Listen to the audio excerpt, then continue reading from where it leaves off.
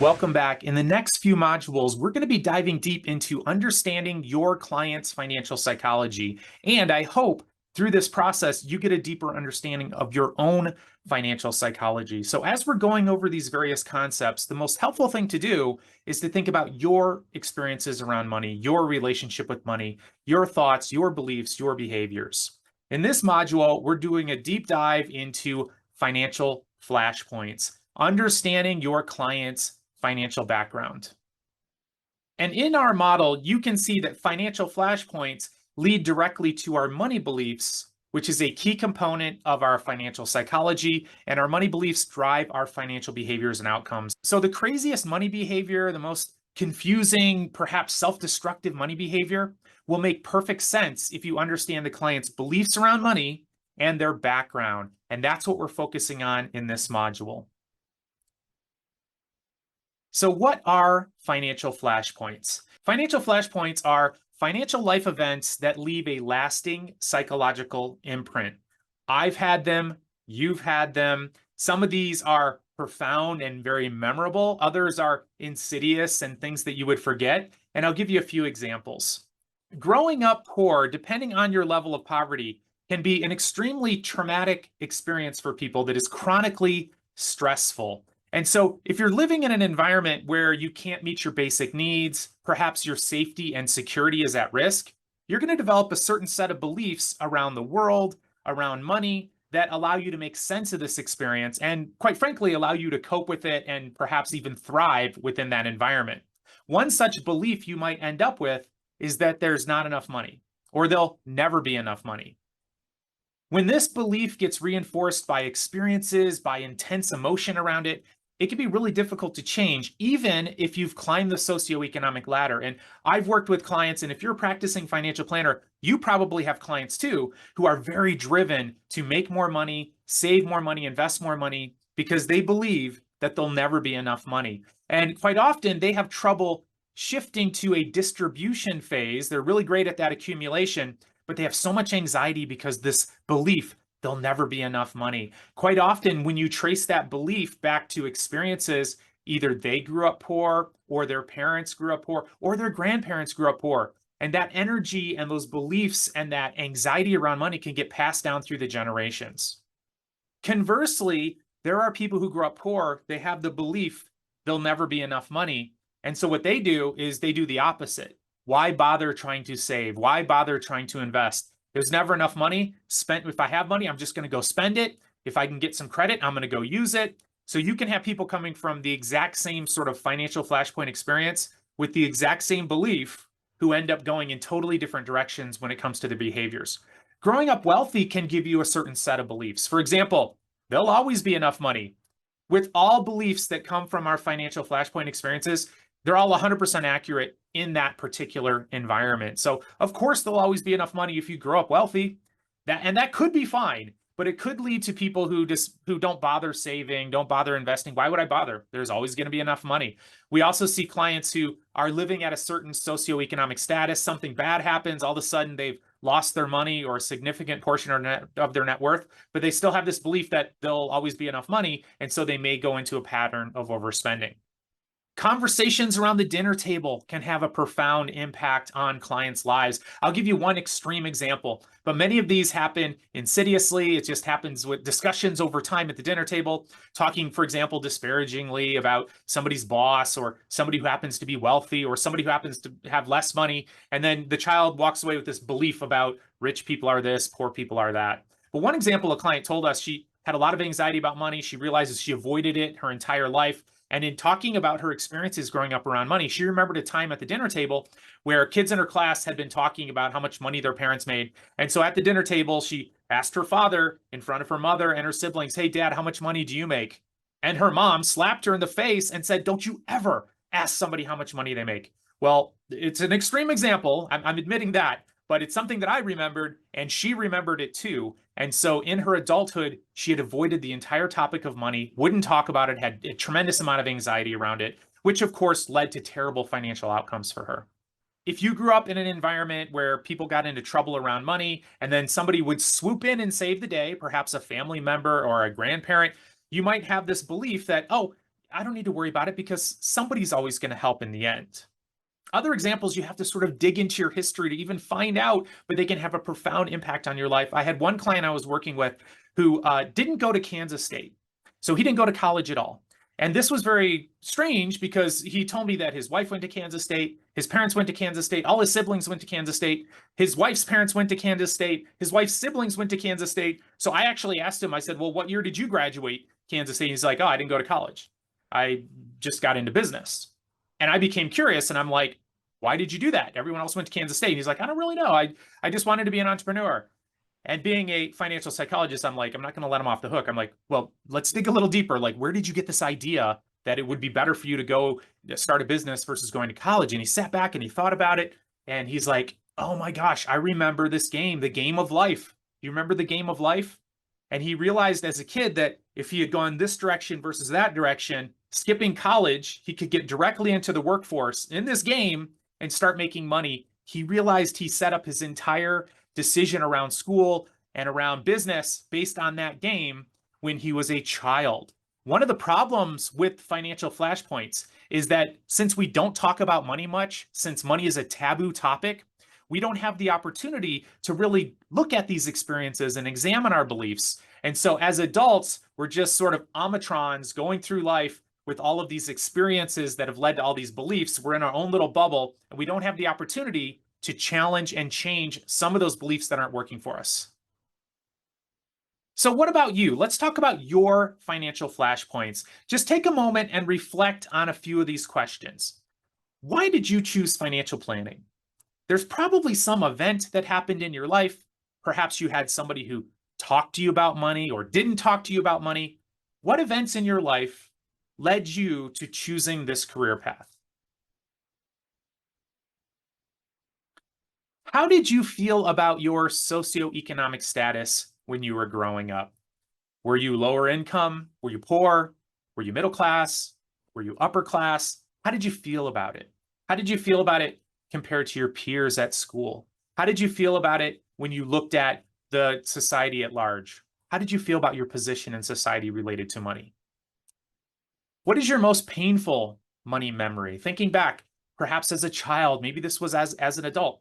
What was the most painful experience you had around money? And think about what lessons that you learned based on that experience. And what was your most joyful memory around money?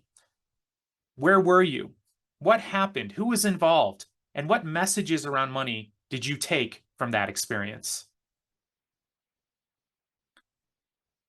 To really understand our client's background around money, it helps to have some basic understanding of the brain. We're not going to dive too much into the neuroscience here, just a basic overview.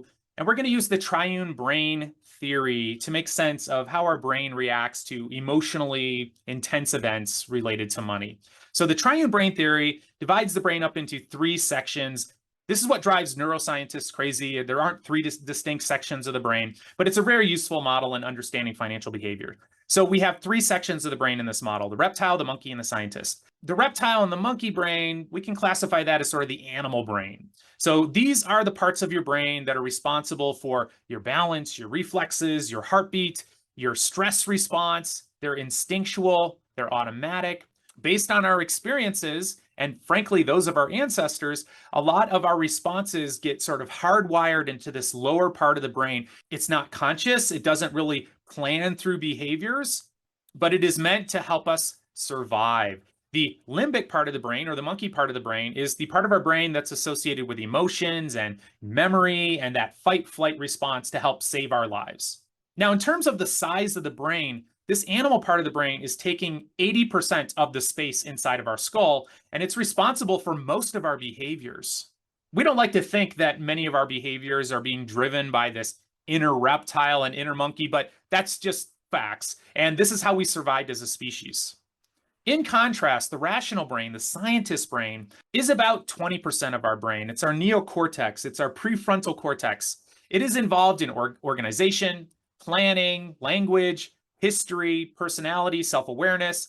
Part of its role is to inhibit some of those instinctual responses from the animal brain. And the challenge is that under stressful conditions, intense emotion, it basically shuts down and we go into survival mode. And I'll give you an example of this. Think of the last time you got upset at somebody you loved. If you happen to have teenagers in your home, this happens more frequently than it might for other people. But certainly if you're in a relationship with other people, you're going to get triggered. You're going to get emotionally charged up about something that they said about you or some interaction you've had. And you've probably had this experience. You feel an emotional intensity. You then say something or you do something. About 20 minutes later, your emotional brain calms down, your rational brain comes back on, and you think, oh, I can't believe I said that. I can't believe I did that. Sometimes it's like, oh, I wish I would have said that. What happens is that prefrontal cortex shuts down. We go into survival mode, and that's where we will often make mistakes unless it's a survival situation. This is an extremely adaptive response if you're being chased by a predator. This was designed to keep us alive, to allow us to thrive. It plays out in modern society in quite often, less effective ways, and certainly when it comes to money. So, to sum up our understanding of the brain and why it matters in terms of our early experiences around money, when we experience stress, it has an impact on our brain. When we become emotionally charged, we become rationally challenged. Whether we get excited, whether we get scared, what happens is it sort of shuts off our prefrontal cortex. We then behave in some fashion, and then the prefrontal cortex comes back online later, and then we get to evaluate the effectiveness and whether it was a wise move in terms of our actions. So one of the pieces of advice we will often give clients is to, sort of take some time between your impulse to do something and pulling the trigger on it. It's certainly one of the roles we play in a client's life. We are that stopgap between their desire to take action in their portfolio and then pulling the trigger so we can consult with them. What we want to do is talk through the logic, and what we want to do is bring that rational brain back online before we make a decision we might later regret. When we feel stress, we respond instinctually with a fight, flight, freeze response, which we're going to talk a little bit more about how that plays out when it comes to money. And chronic stress over time will change your brain. It will change the actual structure of your brain, and it will lock in a certain behavioral response. Like, it's quite adaptive, except if there's a lot of intense emotion, if there's perhaps some even trauma involved, it can lead to self-destructive behaviors. So let's talk about some of those very self-destructive behaviors based on trauma. Trauma is an underlying cause of many self-destructive behaviors in general, and definitely self-destructive behaviors when it comes to money. When we run into situations where we see people who are compulsive buyers, or they're hoarders, or they have a gambling addiction, it is quite possible that individual has had a history of trauma. So 23 to 82% of individuals with a gambling disorder have a history of trauma. With compulsive hoarding, this is where people grab on, they go get stuff and they can't let it go. You've perhaps seen television shows on this. We also see people who hoard money and they can't spend it, they can't enjoy it. They have so much fear and intensity about not having enough. We can quite often hypothesize that they have a history of trauma. And when it comes to hoarding, the more people hoard, the more likely they are to have had more traumatic events. So trauma definitely can impact our relationship with money. What type of events can be traumatic when it comes to money? Well, certainly growing up in poverty, experiencing hunger, vulnerability to crime, chronic lack, chronic want. People who experience major cultural events, such as the Great Depression, can lead to a traumatic response, and it can lock in beliefs that can last for decades, if not someone's entire life. Going through bankruptcy, a tumultuous divorce, going through a foreclosure, losing your home as a child or as an adult, living through market events that are very troubling for you. The tech bubble, 2008. I've seen people who back in 2000 during the tech bubble sold and went to cash. 20 years later, they're still not back in the markets. They were so traumatized by that event. Living with homelessness, experiencing theft or robbery, or having people close to you take money from you can be traumatic. Going through chronic unemployment and experiencing financial losses. So a lot of these events can have a significant impact on our lives years after they happen, because we have a set of beliefs we've developed to help make sense of that traumatic event. So how do we respond to financial trauma? As I mentioned, that animal brain, its entire goal is to help us survive. It gets into a fight, flight, freeze response. That's the typical response to intense emotion around some financial event. So with a fight response, this is where we might see clients who are getting angry or might blame people or threaten them or sue them. A flight response would be I'm hoarding. I'm going to take my money out of the market or sell everything. I'm going to go hide. During the Great Depression, we saw this happen. We saw wealthier people flee to the countryside. And there's some anecdotes of people mounting machine guns on the top of their house, storing canned foods, a lot of stress about these hordes of people who are going to come take their money and victimize them. During the Great Recession, we saw a similar anxiety and people buying guns and ammunition and moving over to gold, fearful about the future. A freeze response, which sometimes is actually good when it comes to investing. With that, people will quite often know they want to avoid it. They don't want to look at it. They don't want to open their bank statements, or they dissociate from the whole thing. And then what you will often see is people who have experienced some type of financial trauma, perhaps in their family system. For example, the Great Depression, where quite often people became hoarders and they became extremely conservative and they didn't even want to put money in their banks. You might see their kids or their grandkids either carry on that same anxiety or do a 180-degree turn and go in the opposite direction where they're taking extraordinary risks. So it's an unbalanced approach. It's an unbalanced relationship with money. And that's quite often what we see when people have experienced some sort of trauma or some emotional intensity around a past financial event. And financial trauma doesn't happen in just clients. We are vulnerable to it as financial planners. So back in 2009, we did a study looking at post-traumatic symptoms in financial planners. So if you remember, and if you were a financial planner back then, you definitely remember October 2008, big market crash. We surveyed advisors that between February and March of 2009.